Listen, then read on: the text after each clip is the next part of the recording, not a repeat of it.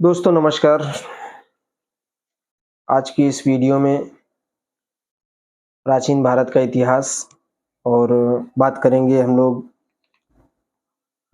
मौर्य वंश के बारे में। लेकिन इसके पहले कुछ चीज़ें हैं जो क्लियर होनी चाहिए कि सबसे पहली बात तो ये है कि प्राचीन भारत का जो इतिहास है वो बहुत ही विवादास्पद है और विवादास्पद होने की वजह से जिस समय इतिहास लेखन हुआ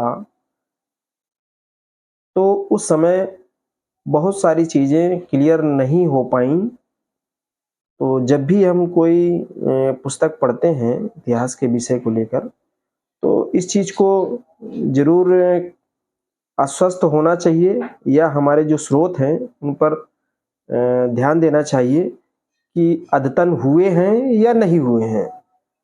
तो मेरा वीडियो जिसका उद्देश्य धम्म और बुद्ध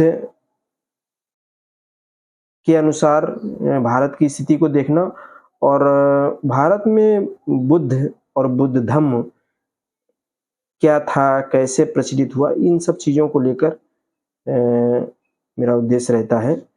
पहले मैंने सोचा था कि ये मेरे वीडियो रहेंगे शैक्षिक दृष्टिकोण से, लेकिन कुछ कारण रहे जिसकी वजह से वो नहीं हो पाया।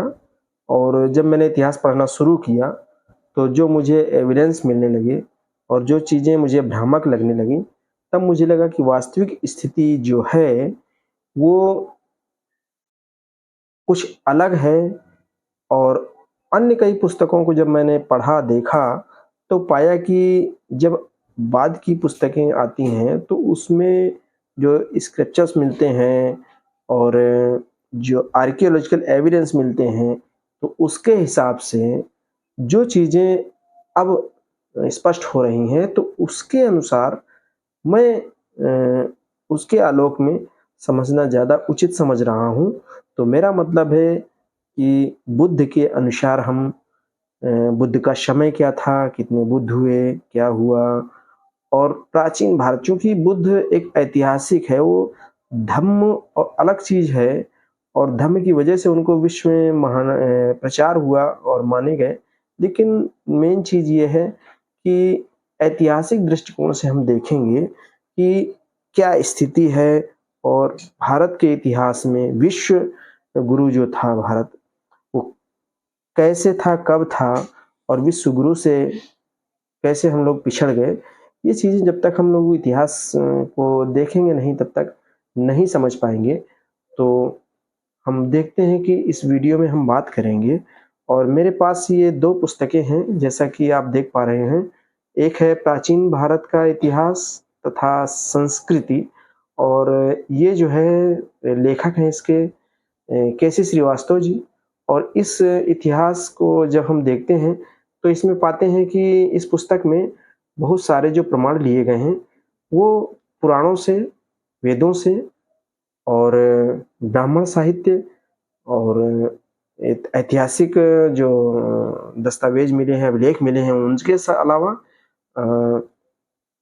विदेशी यात्रियों के विवरण, इन सब चीज़ों को जो ऐतिहासिक प्रमाणिक चीज़ें हैं वो ली गई हैं।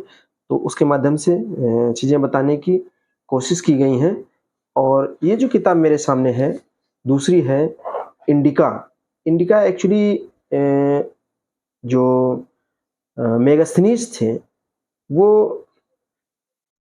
चंद्रगुप्त मौर्य उसके दरबार में रहे थे और उनके दरबार में रहकर बहुत सारी चीज़ें लिखी। तो उनके मूल पुस्तक तो नहीं है ये, लेकिन उनके जो लेख मिले हुए हैं और उन लेखों पर आधारित कुछ चीज़ें इसमें एविडेंस के रूप में बताई गई हैं। तो इस पुस्तक का रेफरेंस लेते हुए, इसके लेखक हैं कुलदीप कुमार जी और इसका मैंने अध्ययन किया हुआ है, तो कुछ डिफरेंट चीज़ें मिलती हैं। तो मैं चाहता हूँ कि आप इस ज़रूर आप इससे लाभान्वित हो और जानकारी मिले। तो इसमें इन्होंने क्या कहा है और क्या साक्ष्य दिए हुए हैं, तो बात करते हैं। पहले ही पेज में जब देखते हैं तो इसमें लिखा है प्राचीन भारतीय इतिहास कुछ रहस्योद्घाटन। तो इससे ये पता चलता है कि इतिहास तो कर रहे हैं, लेकिन उन चीज़ों का का से पर्दा उठाने की कोशिश की है इसमें कुलदीप कुमार जी ने, जो इनको लगा कि संदेहास्पद है। तो देखते हैं, इस पुस्तक को इन्होंने लिखा है और समर्पण दिया है, सम्मान समर्पित आदरणीय मेगास्थनीज को, जिन्होंने हमारे अंधकारपूर्ण प्राचीन इतिहास में अपनी लेखनी से एक दीपक जलाया, जिसके प्रकाश में हम अपने इतिहास की टूटी हुई कड़ियां पुनः जोड़ पाएं। तो ये धन्यवाद ज्ञापित करते हैं मेगास्थनीज को, जो चंद्रगुप्त मौर्य के दरबार में रहे।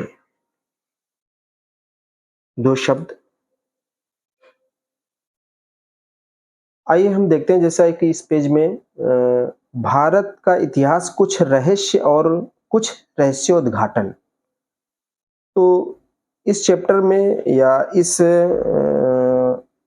शीर्षक के माध्यम से लेखक कुलदीप कुमार जी ने बताने की कोशिश की कि भारत का इतिहास बहुत रहस्यमयी है और इसके अंदर ऐसे रहस्य छुपे हैं कि उन पर से पर्दा उठते ही, अगर उनसे पर्दा हटा दिया जाता है तो बहुत सारे दमकते चेहरे दागदार बन जाते हैं।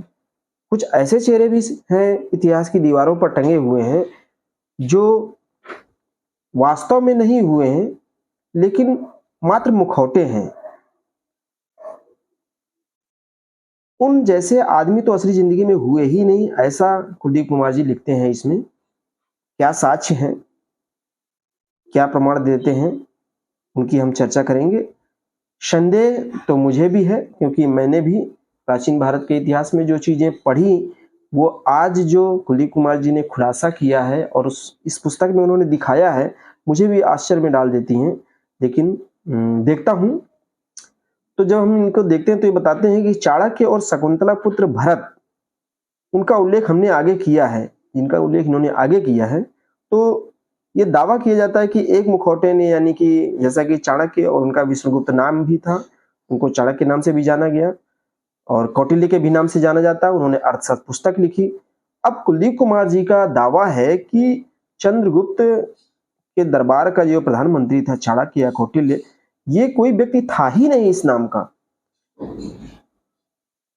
दूसरा मुखौटा है भारत का नाम,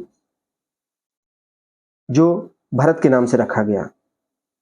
इन दो विशेष मुखौटे का वर्णन करने से पहले इतिहास के कुछ आम रहस्यों का वर्णन करते हैं, कुछ और भी चीजें बताते हैं कि केवल यही चीज नहीं है जो बदली गई है या बदले हुए हैं या अस्तित्व में ही नहीं रही है उन लोगों को, इनको आगे किया गया है, बल्कि और भी रहस्योद्घाटन है जिनसे पर्दा उठना बाकी है। क्या कहते हैं कि भारतीय इतिहास का सर्वप्रथम रहस्य यह है कि सभी प्राचीन लोगों के नाम या तो अनुवादित हैं और या फिर संस्कृतिकरण किए हुए हैं। तो कहीं तक ये बात तो सही लगती है कि सबसे प्राचीन जो भाषा होती है वो पाली और प्राकृत होती है। संस्कृत बाद में आई है। पाली भाषा में केवल 8 स्वर होते थे और संयुक्त व्यंजन पाली भाषा में नहीं होते थे। तो जो उच्चारण और भाषा विज्ञान की दृष्टि से देखें तो पाली और प्राकृत भाषा जो है प्राचीन थी, और उसके बाद संस्कृत भाषा का उसी के माध्यम से जब संयुक्त अक्षर और 12 खड़ी व्यंजन स्वर जो जुड़े, 12 खड़े स्वर हो गए, तो इनसे और संयुक्त व्यंजन जो जुड़े, उससे जाके संस्कृत भाषा का हुआ। तो संस्कृतकरण जब हुआ तो कहते हैं कि उनके जो मूल नाम थे उनको वैसा नहीं रहने दिया, उनमें बदलाव हुआ। और इसमें भी वो एक रहस्य बताते हैं, रहस्य के अंदर भी एक रहस्य बताते हैं और कहते हैं कि एक ऐसा रहस्य छिपा है कि केवल और केवल अब्राह्मणिक लोगों के नाम और स्थानों के नाम परिवर्तित किए गए। यानी जो अब्राह्मणिक लोगों के नाम थे और स्थान थे या चीजें थी, उन्हीं में परिवर्तन किया गया, ब्राह्मणिक नाम छेड़े ही नहीं गए। ऐसा ही क्यों किया गया? अब इसके लिए उदाहरण देते हैं। जैसे उन्होंने कहा कि वृंदावन, हस्तिनापुर, अयोध्या, मथुरा आदि ब्राह्मण धर्म के नगरों के नाम जैसे उनके ग्रंथों में हैं वैसे ही आज लिखे जाते हैं। तो ये बात सही है। दशरथ, अष्टावक्र, युधिष्ठिर, धृष्टद्युम्न जैसे नाम जैसे के तैसे पड़े हैं। लेकिन दूसरी तरफ दावा करते हैं कि बुद्ध धर्म की राजधानी पालीभूत को पाटलिपुत्र और सावथी, जो कि आज श्रावस्ती के नाम से जाना जाता है।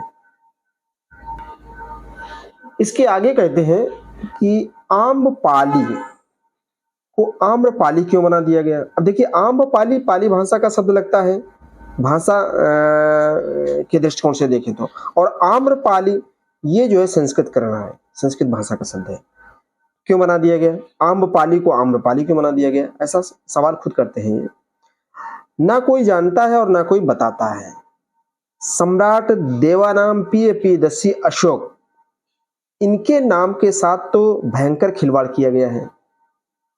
पहले इनके नाम का संस्कृतकरण किया गया, कहते हैं पहले तो इनका संस्कृतिकरण किया गया है, और उनके नाम को देवानाम प्रियदर्शी अशोक बना दिया गया।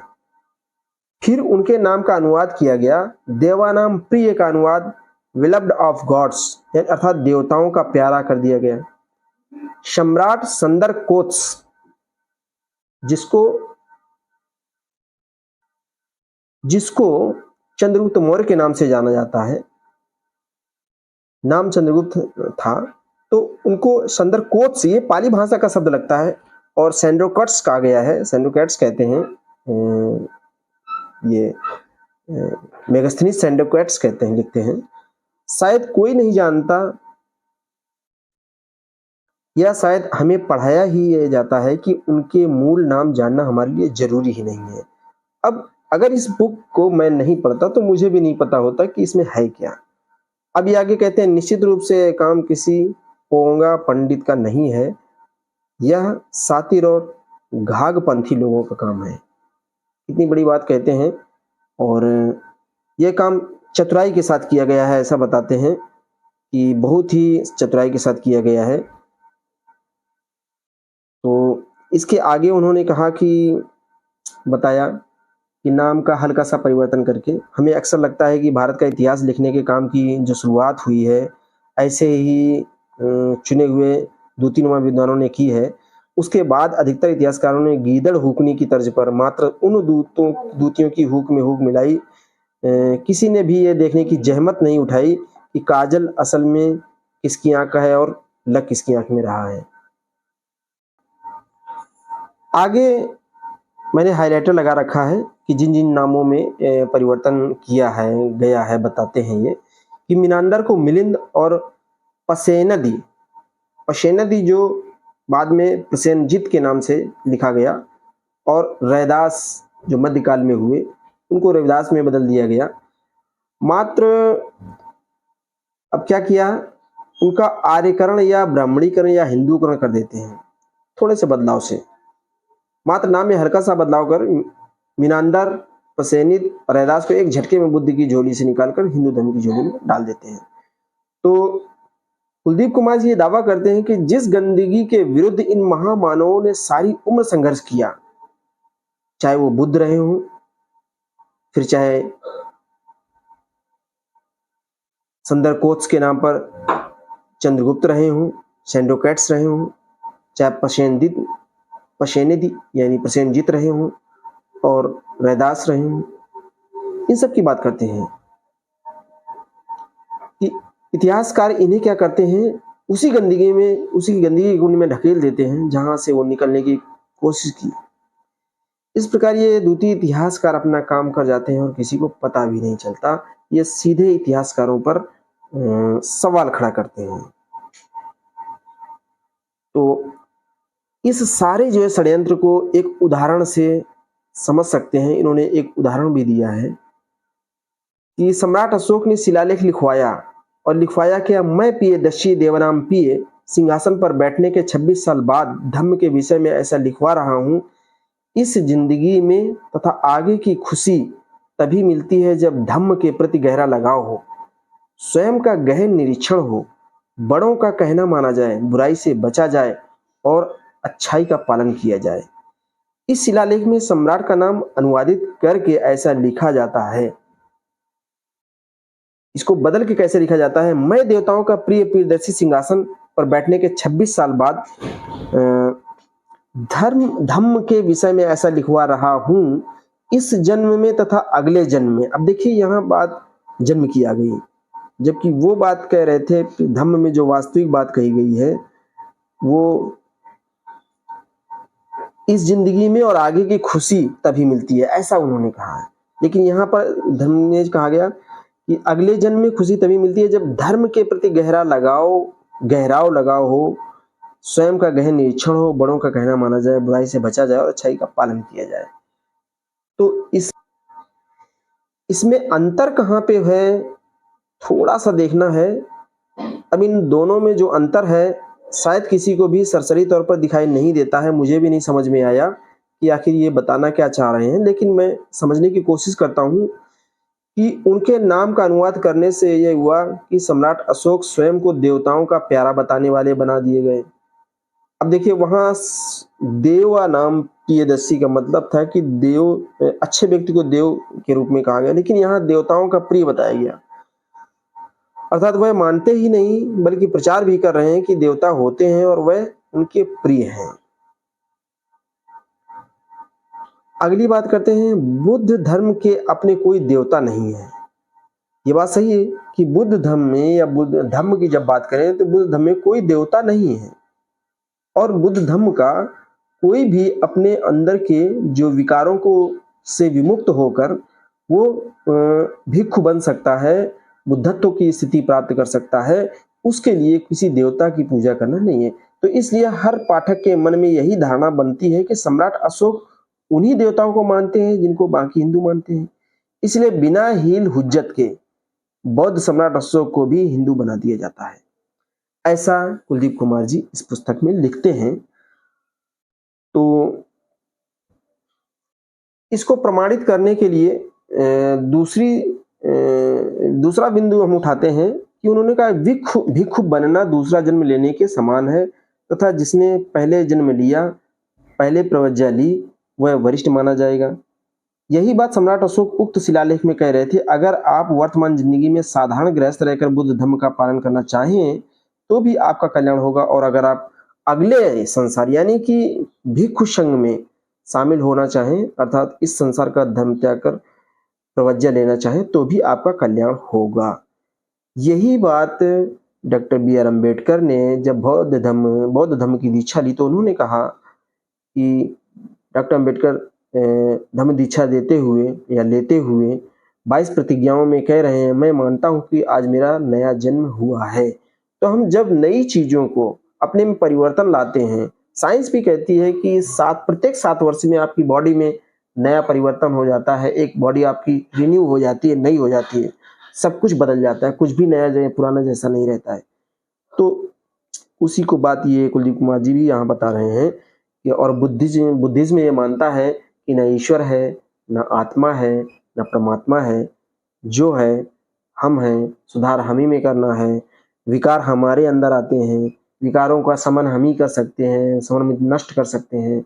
शमन का मतलब ही यही है कि विकारों को शमन करना, और वो विकारों को शमन करने का मार्ग भी बताते हैं। तो इस प्रकार एक दृष्टांत की और बात करते हैं। ऐसे ही पंचतंत्र के रचनाकार बौद्ध विद्वान विष्णु शर्मण हैं।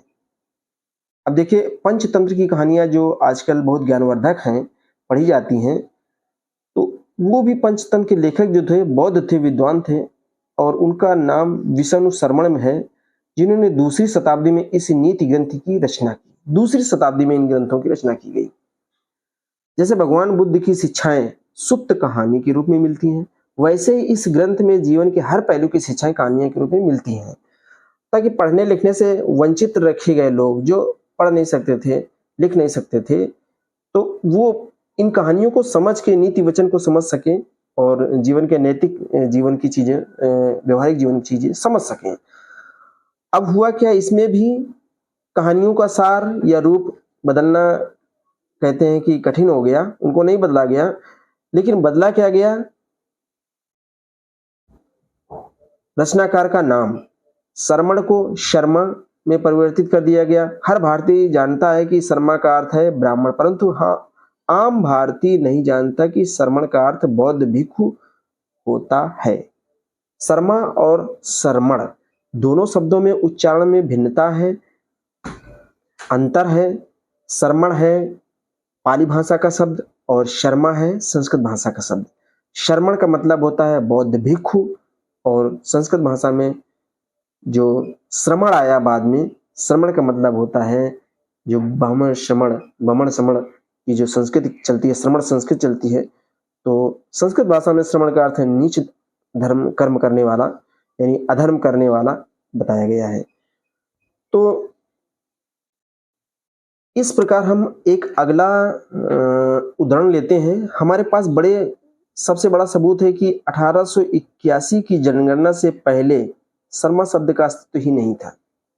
ऐसा कुलदीप कुमार जी बताते हैं कि 1881 में जो जनगणना हुई उसके पहले शर्मा शब्द की उत्पत्ति नहीं हुई थी, अस्तित्व में ही नहीं था। जैसे ब्राह्मण मनु ने भारत की असंख्य जातियों को ऊंच नीच की दीवारों में कैद किया, वैसे ही उसकी अपनी जाति वाले लोग भी ऊंच नीच की दीवारों में कैद हो गए। यानी जो ब्राह्मणी व्यवस्था में, उस व्यवस्था के अंदर भी जो लोग थे उनमें भी ऐसा हुआ। जैसे चित्पावन, गौड़, पांडे, द्विवेदी, चतुर्वेदी, गोस्वामी, हर कोई ब्राह्मण गोत्र दूसरे ब्राह्मण गोत्र से श्रेष्ठ होने का दावा कर रहा था। इसी कड़ी में शर्मा 29 ब्राह्मणों का गोत्र का समूह था। 19वीं सदी में भी अनेक ब्राह्मण स्वयं को दूसरे ब्राह्मण गोत्र से ऊंचा करार दे रहे थे। 1881 में जब जनगणना हुई तो उसमें पहली बार हर व्यक्ति की जाति पूछी गई, और उस समय यह अफवाह फैली कि सरकार जातियों को ऊंच नीच तय कर रही है। अंग्रेजों का शासन था, अतः हर जाति समूह ने स्वयं को दूसरों को उच्चतर जाति घोषित करने की कोशिश में नए नए जाति समूह बनाए। और इसी कड़ी में शर्मा जो है 29 ब्राह्मण गोत्रों या 29 ब्राह्मण जातियों का एक समूह बना। अग्रवाल इसमें 21 बड़िया गोत्रों का समूह बना, और गुप्ता इसमें 17 बड़ियों के गोत्रों का समूह बना। कायस्थ जो उच्च शूद्र कर्मी जातियों का समूह था, उच्च और शूद्र कर्मी जो थे उनका समूह बना। तो अगर 1881 से 10-20 साल पहले ही शर्मा समूह बन गया हो, तो भी उससे 1800 साल पहले लिखे ग्रंथ में शर्मा नाम हो ही नहीं सकता। कुछ भी करके सन 200 ईस्वी में शर्मा शब्द बना ही नहीं था। अतः अब 20वीं सदी में उसे किसी शर्मा की रचना बताकर दूती जैसा ही काम लगता है। दूसरा सबूत ये देते हैं कि पंचतंत्र का विषय, ग्रंथ के 5 खंड हैं, परंतु कहीं भी किसी ब्राह्मणिक देव, भगवान, अवतार या किसी कर्मकांड का उल्लेख नहीं है, जबकि इसका जो है लगभग पूर्ण विषय श्रमण धर्म से ओतप्रोत नेकी करना, धोखा ना देना, मित्र की सहायता करना, यानी मॉरल एजुकेशन का कॉन्सेप्ट लेकर ये कहानियां लिखी गई हैं। भाग्य और भगवान पर विश्वास नहीं करना आदि सभी श्रमण धर्म की शिक्षाएं हैं। जहां तक मौजूदा पुस्तक के विषय वस्तु इंडिका ग्रंथ का सवाल है, इसमें ऐसे अनेक रहस्योद्घाटन किया गया है, इस ग्रंथ में उजागर किए गए हैं तथ्य आंखें खोल देने वाले हैं। मुख्य तथ्यों का उल्लेख हम कर रहे हैं। सबसे पहला बिंदु है पाटलिपुत्र का असली नाम पालीबुत अथवा पालीबुद्ध, जिसका अर्थ है बुद्ध द्वारा पालित नगरी। दूसरा बिंदु है आर्यावर्त। भारत और पांड्य देश 3 अलग अलग और भिन्न देश हैं, यानी आर्यावर्त अलग है, भारत अलग था उस समय, और पांड्य देश ये तीनों अलग अलग थे। आर्यावर्त भारत से दूर और अलग क्षेत्र था। मौर्य काल तक भारत में कोई वर्ण, कोई जाति नहीं थी, ऐसा मेगास्थनीज के इंडिका से जानकारी मिलती है। आर्य मीडियन ब्राह्मण 331 ईसा पूर्व के बाद भारत में खुलकर बसना शुरू हुए। ये चौथा बिंदु है जिससे पर्दा उठाते हैं, मेगास्थनीज की इंडिका से पर्दा उठता है। आर्मेनियन ब्राह्मण जो 321 ईसा पूर्व के बाद भारत में खुलकर बसना शुरू हुए, जब वहां के क्षत्रप सेल्यूकस ने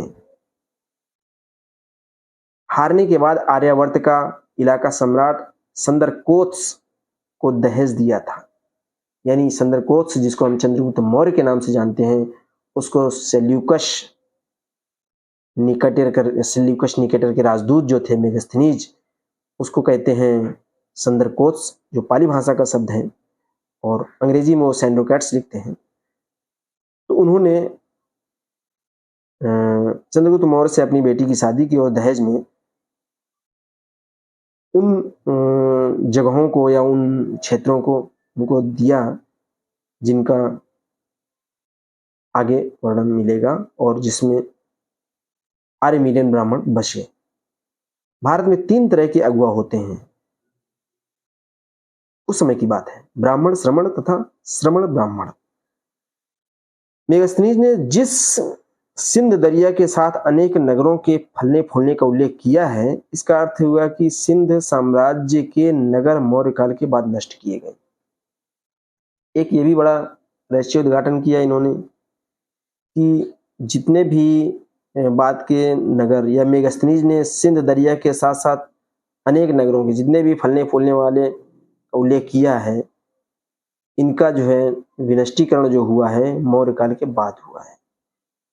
7वां बिंदु है कौटिल्य नामक पात्र केवल काल्पनिक नाम है। ये बहुत झटका देती है, मुझे भी बहुत झटका लगा कि आखिर कौटिल्य नामक कोई पात्र ही नहीं है। और जब हम देखते हैं कि मेगास्थनीज जब लिख के विवरण का जब पढ़ा जाता है और मेगास्थनीज उनके दरबार में रहे चंद्रगुप्त के, तो उन्होंने कौटिल्य के बारे में कुछ नहीं लिखा। कौटिल्य तो मेन व्यक्ति था, मौर्यकालीन दस्तावेजों में उसका कहीं कोई पता ही नहीं चलता है। वर्तमान में कहते हैं कि जीटी रोड के नाम से विख्यात राष्ट्रीय राजमार्ग जो है वो काबुल से लेकर कलकत्ता तक नंदकाल में बनवाया गया था। यानी कि उस समय बन गया था, काबुल से लेकर कांधार तक, काबुल से लेकर कलकत्ता तक। इंडिका में बुद्ध के अतिरिक्त किसी भी धार्मिक गुरु या भगवान का नाम नहीं है। एक चीज ये भी स्पष्ट हो जाती है, सिकंदर बेरहम जालिम हत्यारा था। वह जो है तथा उसकी सेना इतनी डरपोक थी कि राजा धनंद का नाम सुनते ही सभी अपने घर को भाग लिए थे।